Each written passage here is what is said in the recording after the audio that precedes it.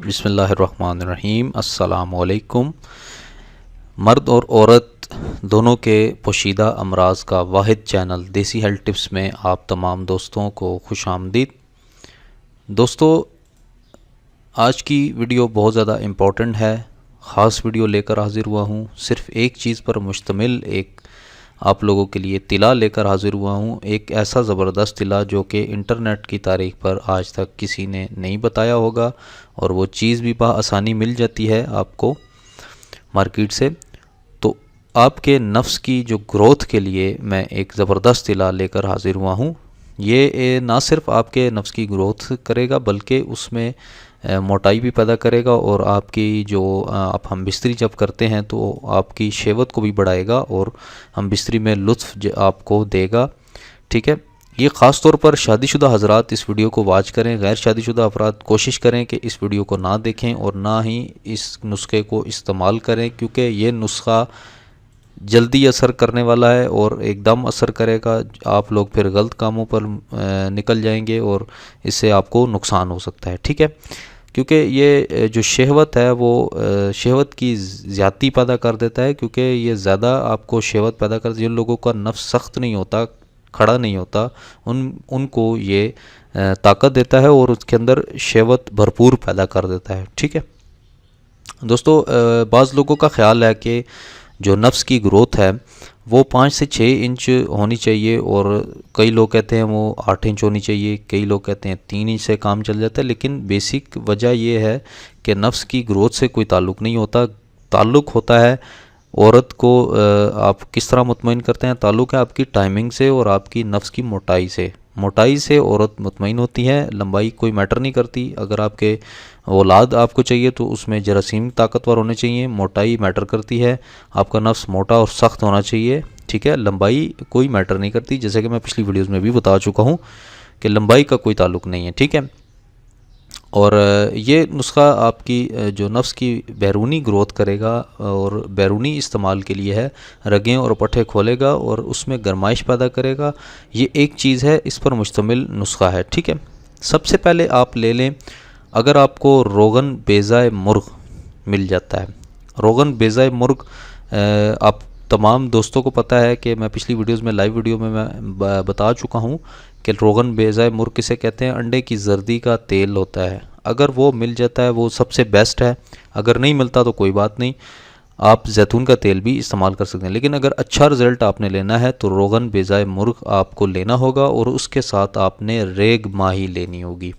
ठीक है, रेग माही इस वक्त आपकी स्क्रीन पर मौजूद है। इसके इमेजेस, ये एक इमेजेस भी मौजूद है, इमेज है, इसमें आप देख सकते हैं। ये तकरीबन 1 उंगली जितनी होती है। ठीक है, और रेत की मछली इसको कहते हैं। ठीक है, सैंड फिश कहते हैं इसको इंग्लिश में।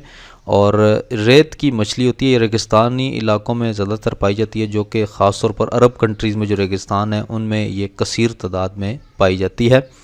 और ये इसका खाना मकरूह है, आप खा भी सकते हैं लेकिन इलाज के तौर पर। और इसको खाया भी मुर्गे के सालन के साथ, जो मुर्गा का जो सालन होता है ना, उसके साथ इसको पीस कर खाया जाता है। लेकिन वो किसी हद तक, अगर आप में नामर्दी है तो वो भी एक तरीक़ाकार होता है, उसके तहत खिलाया जाता है मर्द को। ठीक है, लेकिन ये गर्म, बहुत शदीद गर्म होती है। तो आपने ये नहीं करना कि खाना शुरू कर देनी, अब मैंने आपको बताया तो आप खाना शुरू कर दें। लेकिन इसको आप बैरूनी इस्तेमाल के लिए ला सकते हैं। वो कैसे ला सकते हैं मैं आपको बताता हूँ। आपने रोगन बेज़ाए मुर्ग ले लेना है। ठीक है, उसको आपने गर्म करना है। आप एक शीशी 20 ml की ले लें या 30 ml की, 50 ml की ले लें, उसको आपने गर्म करना है। उसके अंदर 4 अदद रेग माही आपने उसके अंदर डाल देनी है। ठीक है, कोशिश करें कि वो नरम सी होती है, कई लोगों पे नरम मिलती है, कोई थोड़ा सख्त भी होती है, बिल्कुल सुकड़ी हुई होती है, वो भी मिल जाती है।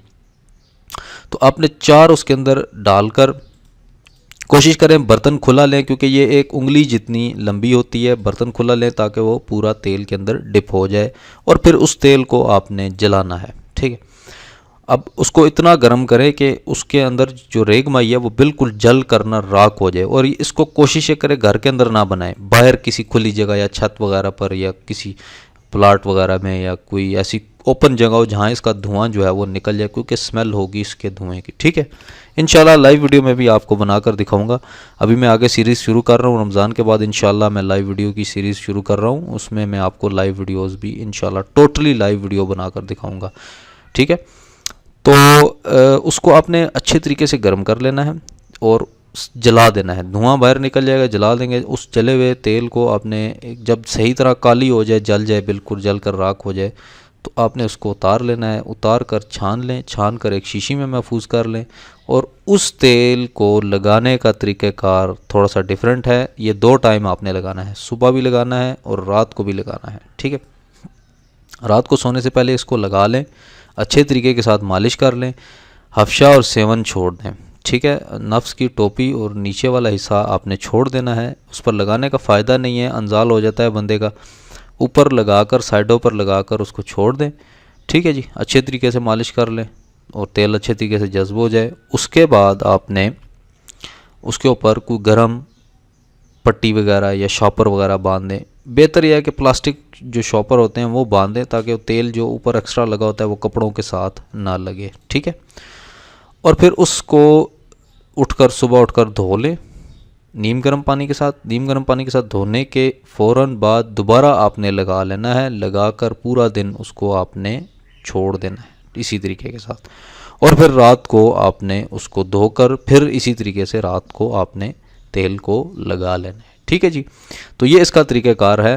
रोज़ाना आपने इसी तरह आपने लगाना है। इससे आपको क्या होगा, जल्द अज जल्द आपका जो लिंग है वो ग्रोथ करेगा, नफ्स ग्रोथ करेगा और आपकी लंबाई मोटाई करेगा। लंबाई तो नेचुरल जितनी 4 से 5 इंच होती है इतनी हो जाएगी आपकी, और बेहतरीन तनाव पैदा कर देगा। इसका सबसे बड़ा फ़ायदा ये है कि नफ्स में तनाव पैदा करना, सख्ती पैदा करना। जब तक आपके नफ्स में सख्ती नहीं होगी ना, तब तक उसका काम नहीं बनेगा। यानी कि आप अपनी जो ज़ौजा है, वाइफ है, उसको सेटिस्फाई नहीं कर सकेंगे जब तक सख्ती नहीं होगी और टाइमिंग नहीं होगी, 2 चीज़ें। ठीक है जी, तो ये था आज का नुस्खा। उम्मीद करता हूँ आप इस्तेमाल करेंगे और इंशाल्लाह अल्लाह ताला की ज़ात शफा भी देगी। नेक मकासद के लिए इस्तेमाल करें और हमेशा नेक नियत के साथ इस्तेमाल किया करें। अल्लाह ताला ने शफा तो रखी है, लेकिन गलत कामों के लिए नहीं। अगर आप नेक नियत से इस्तेमाल करते हैं तो इंशाल्लाह आपको ज़रूर शफा मिलेगी। मुझे अपनी दुआ में ज़रूर याद रखिएगा। ये थी आज की वीडियो। इंशाल्लाह कल मिलेंगे किसी अच्छी वीडियो के साथ। तब तक के लिए अल्लाह हाफ़िज़।